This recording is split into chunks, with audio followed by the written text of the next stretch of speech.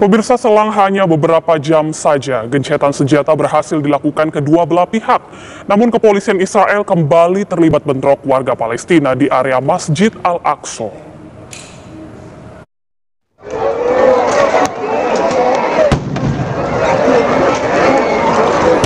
Bentrokan terjadi setelah beberapa jam pengumuman gencatan senjata antara Israel dan Palestina disampaikan.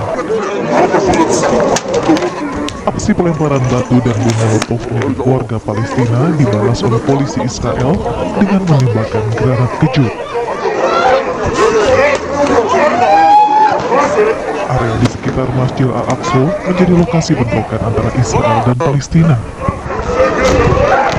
Kericuhan di sekitar Masjid Al-Aqsa dilakukan sebagai bentuk sentimen atas terjadinya pertempuran di Gaza yang menyebabkan jatuhnya sejumlah korban jiwa.